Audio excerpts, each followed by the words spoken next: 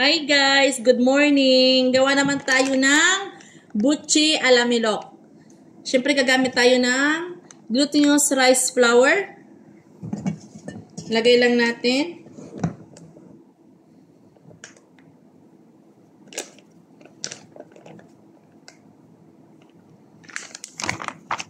Naglalagay ako ng sugar sa paggawa ng ating dough. Siyempre, ang ating water. Tansya-tansya lang. Hanggang sa makahulma lang tayo ng dough. Add pa tayo ng water.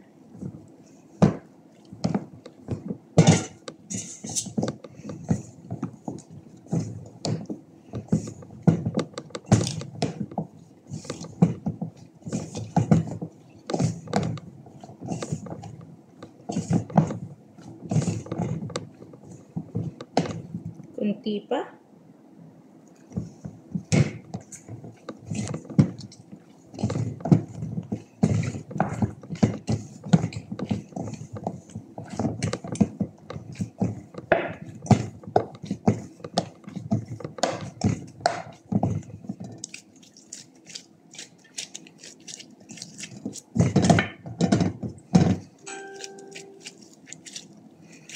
Hanggang sa makabuo lang tayo ng dough.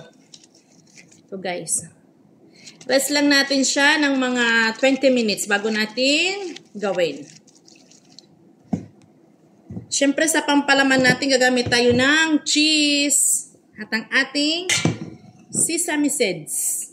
Siyempre oil, pamprito. After 20 years, bilog-bilugin lang natin.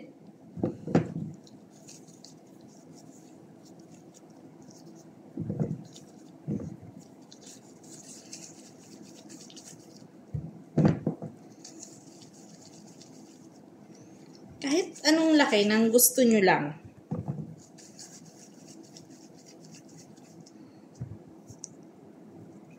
Ayan, ready na. Palamanan na natin siya ng cheese. Flatten lang natin siya. Cheese.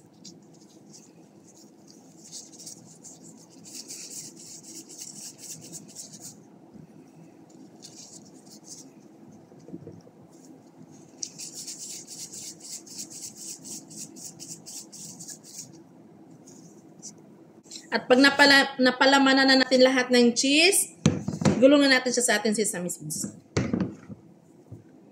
Lagay muna natin siya sa water para mas madikit ang ating sesame seeds.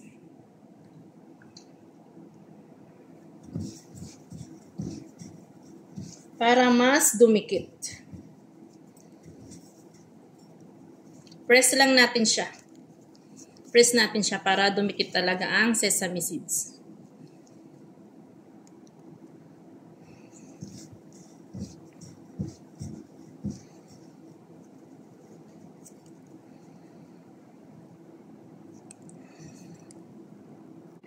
Ayan, ready na.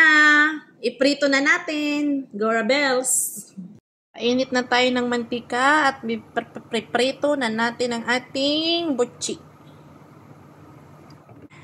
Pag mainit na ng hindi sobrang init, kumbaga half lang na pagkainit, lagyan na natin ang ating butchi para hindi siya masunog.